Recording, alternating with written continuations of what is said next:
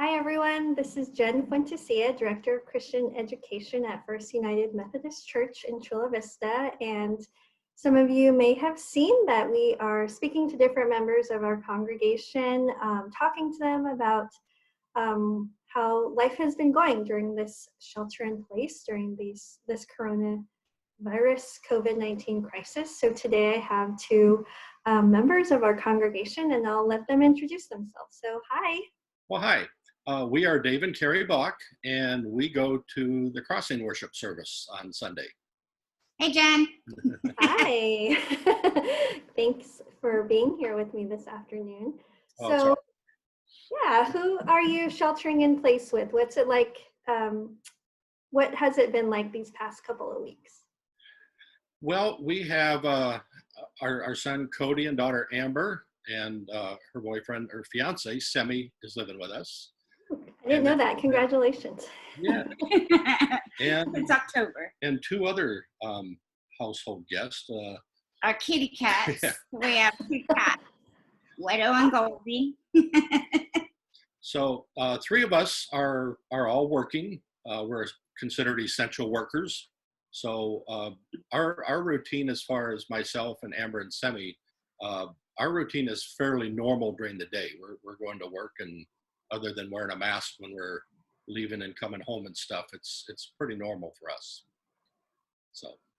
And I'm at home all day, so I only I need to go walk Cody every now and then. So we go for a drive, and we have to put on our masks. And I say that jokingly because he just gets cabin fever really bad. Yeah, I think that's been an issue for many people, just, adjusting to being inside and having to stay put, right? Mm-hmm, absolutely. Absolutely. Yes. So you shared a little bit of what a regular day would look like if we weren't sheltering in place. Has anything surprised you during this time, whether you've been working or both of you lead life groups? So share a little bit about that. Anything that surprised you during this time, given you hope? What life groups have been like during this time?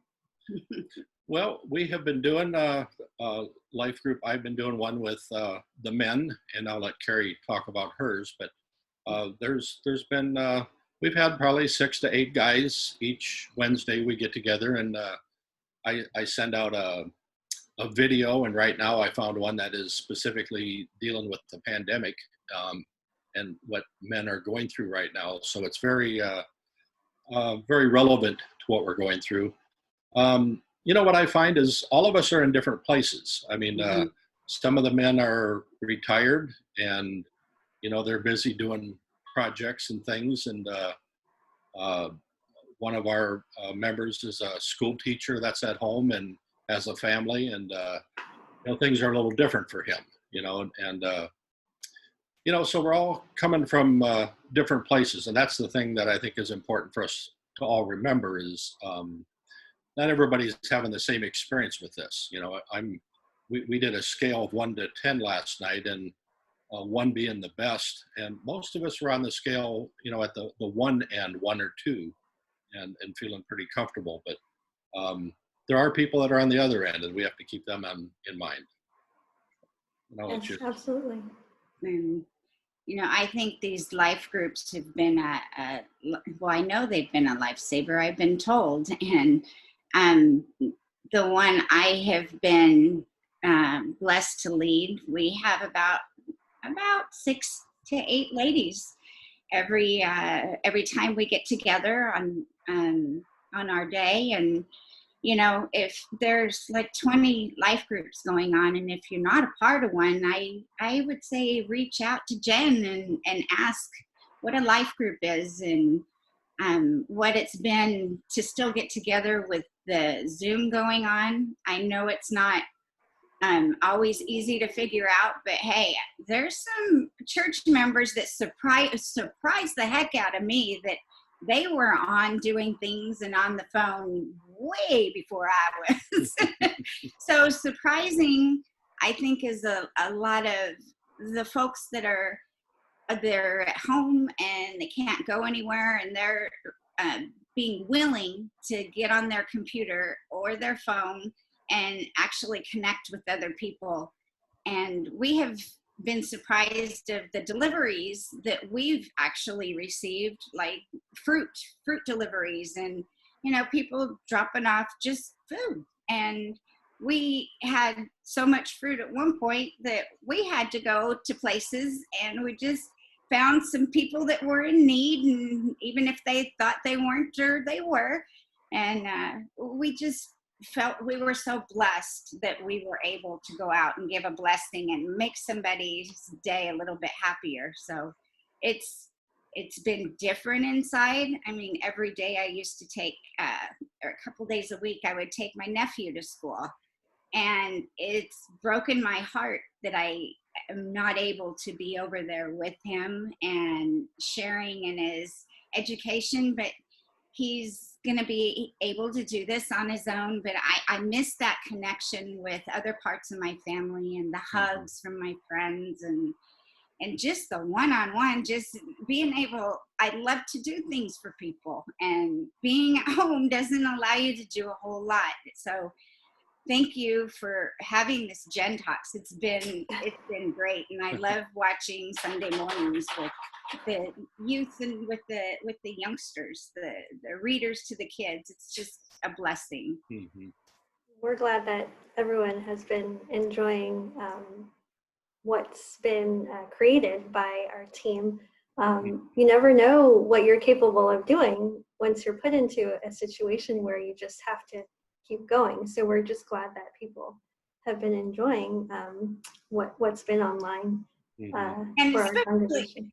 Sorry, a shout out to Pastor Brian too. I know he's working really hard and does daily things, and I also want to thank just our whole church staff for everything they do. I know you guys hopped on board right away, and I feel blessed, and I feel enriched, and just to be a part of a church like this that was so on board.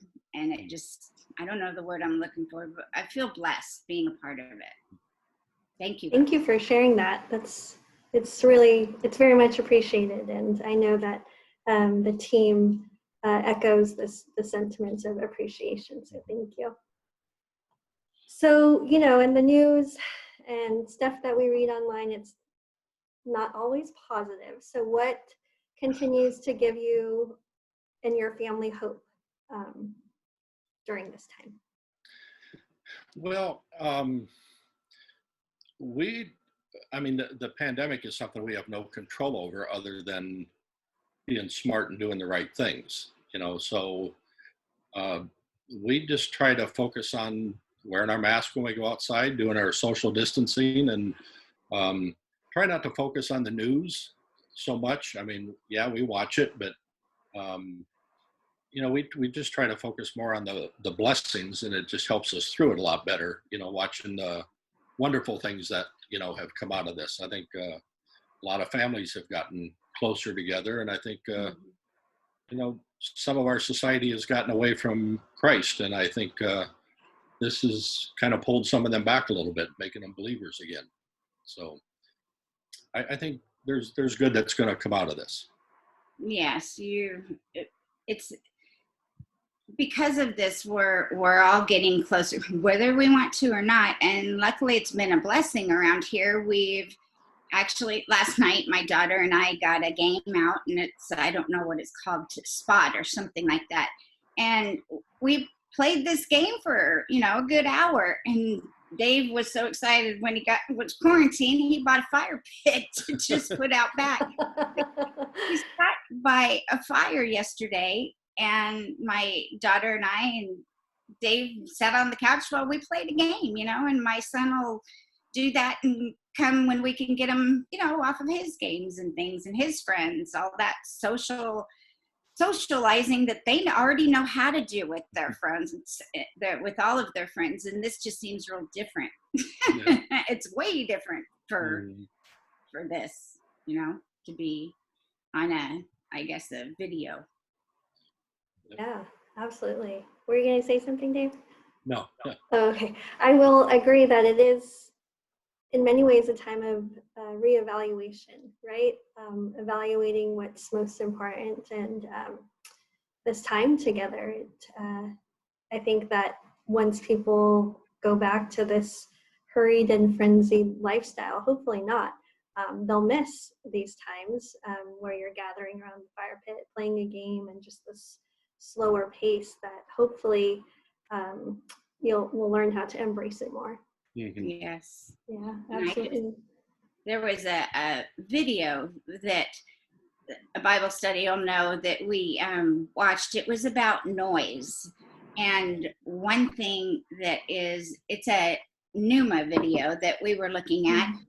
And in that video, they were talking about how long it actually takes them to record, like 10 minutes of silence.